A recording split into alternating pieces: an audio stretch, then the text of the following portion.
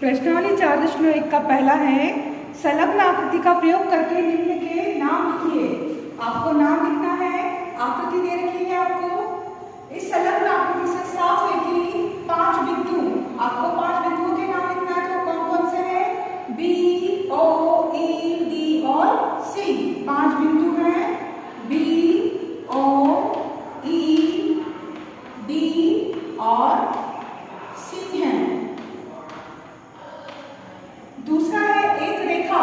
तो पूरी रेखा कौन सी है? रेखा सीधी है बीडी। तो रेखा कौन सी है? बीडी। ये है पूरी रेखा, रेखा बीडी। 4 किरणें। तो 4 किरणें बिंदुओं से देखो, एक ओसी, ओबी, ओडी और ओई। ये 4 क्या है? किरणें हैं। तो 4 किरणों के नाम कौन से होंगे?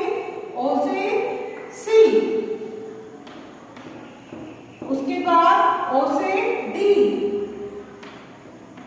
फिर ओ से डी तक पहले तो ओ से ई, ये भी एक किरण है, और उसके बाद ओ बी या बी ओ।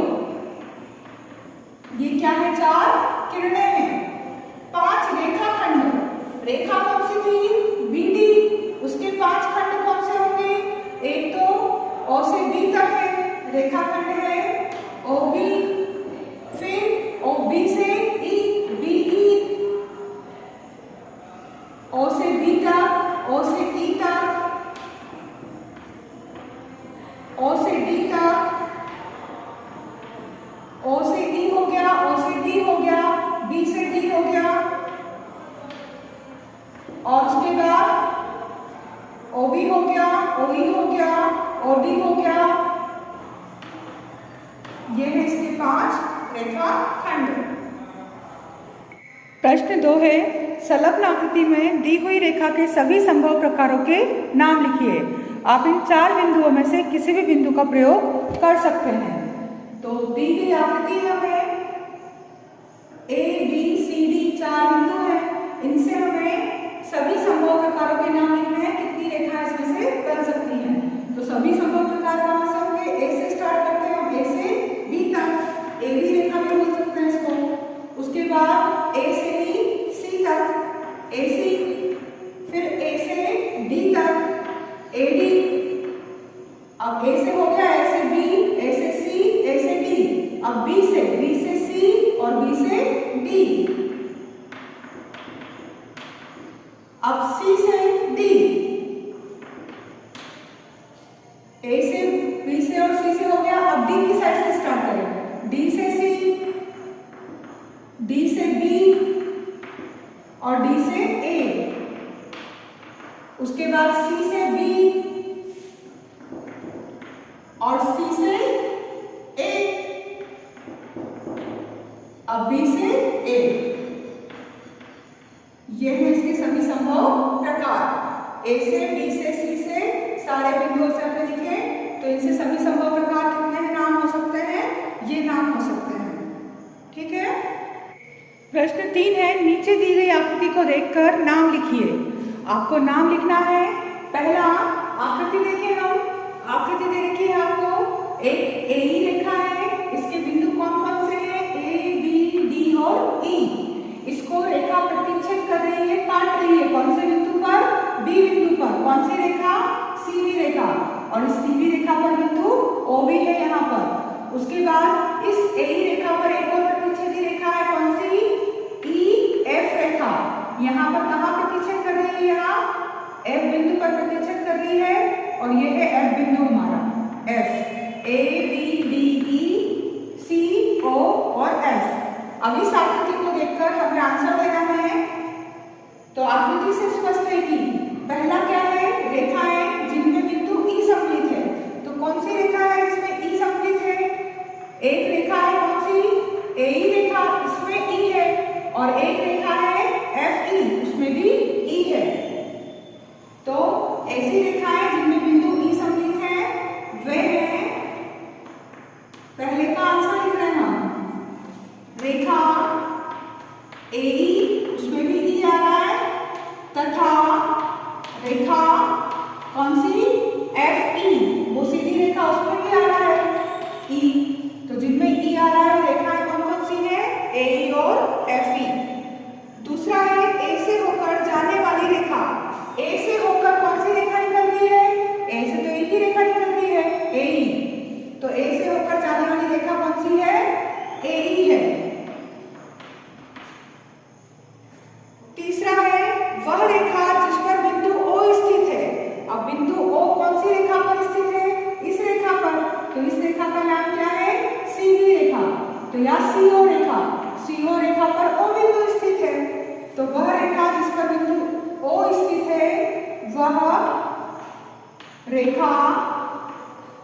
CB या CO है। CB रेखा भी है, उसी को आगे बढ़ा रहे तो O या CO, उस पर रेखा पर O बिंदु स्थित है। अब प्रतिच्छेदी रेखाओं के दो युग्म है ना जोड़े, तो लिखना है आपको प्रतिच्छेदी रेखा है। प्रतिच्छेदी रेखा कौन सी होती है? जब एक रेखा को दूसरी रेखा काटती है इस तरह से किसी बिंदु पर, तो वो कहलाती है प्रतिच्छेदी रेखाएं। तो आपको बताना है कि प्रतिच्छेदी रेखाएं कौन सी है। यहाँ पर दो युग्म, तो प्रतिच्छेदी रेखाओं के दो युग्म, पहला कौन सा है? AE रेखा है, उसको कौन सी काट रही है? CO रेखा। तो AD AE तथा CO, ये कैसी है? AE और CO प्रतिच्छेदी रेखा है। और दूसरी कौन सी है? AE यही रेखा, और प्रतिच्छेदी कौन सी है? EF। तो AE तथा EF प्रतिच्छेदी रेखाओं के दो युग्म हैं।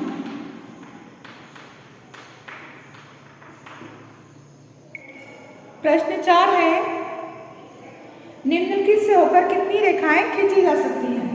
पहला है एक बिंदु, तो एक बिंदु से होकर कई रेखाएं खींची जा सकती हैं। जैसे इसका चित्र, एक बिंदु है आपके पास A, अब इससे आपने रेखा इधर भी खींच दी है, इससे इधर भी खींच दी, इधर भी खींच दी और इधर भी खींच दी। तो बिंदु A से आप कई रेखाएं खींच सकते हैं। दो बिंदुओं से, तो दो बिंदुओं से होकर सिर्फ एक रेखा खींची जा सकती है। दो बिंदु दिए हैं आपको A और B, अब इन दोनों से होकर कितनी रेखा खींच सकते हो आप? सिर्फ एक रेखा खींच सकते हो। अब इन दोनों से होती हुई एक और रेखा आप नहीं खींच सकते।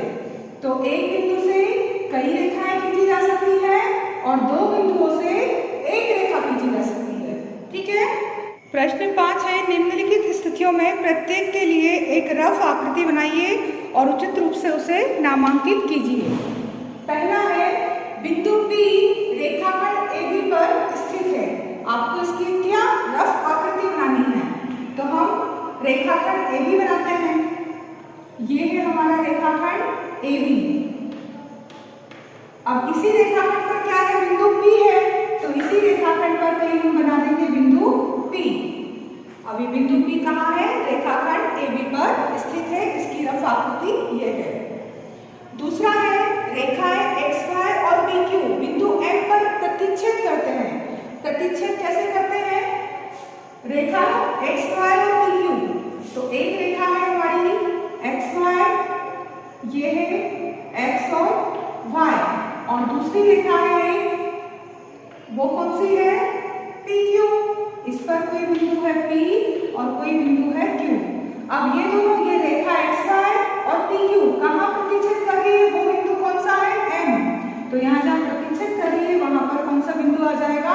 M बिंदु। ये इसकी आकृति होगी। रेखा L पर E और X स्थित है। रेखा L है कौन सी? ये है हमारी रेखा L। अब इस रेखा पर E और X स्थित है। इसी रेखा L पर कौन सा बिंदु है? E भी है और F भी है, परंतु D नहीं है। अब D नहीं है तो D कहीं और है, D को यहाँ बना दो आप। ये D L रेखा पर है क्या? ये है हमारी रेखा L, तो L रेखा पर D बिंदु नहीं है, E और F है। रेखाखंड OP और OQ बिंदु O पर मिलते हैं। मिलते हैं, ये प्रतिच्छेद नहीं। प्रतिच्छेद करते तो एक दूसरे को काटते, ये सिर्फ मिल रहा है किस बिंदु पर? O बिंदु पर। तो इस O बिंदु पर कौन सा मिलेगा? O से P, इधर भी कोई बिंदु होगा यहाँ P, और O से ही कोई सा बिंदु है, कौन सा? Q। तो यहाँ कोई बिंदु है Q और यहाँ बिंदु है P। ये OP और OQ यहाँ का क्या कर रहे हैं? मिल रहे हैं, प्रतिच्छेद नहीं कर रहे हैं। प्रश्न 6 है, रेखा MN की संलग्न आकृति को देखिए और इस आकृति के संदर्भ में बताइए कि कौन सा कथन सत्य है और कौन सा असत्य है। आपको आकृति दे रखी है, एक रेखा है, इसमें Q, M, O, N, P बिंदु स्थित है एक रेखा पर। अब आपको जो कथन दिए हुए हैं उनमें से बताना है कौन सा सत्य है और कौन सा असत्य है। पहला कथन क्या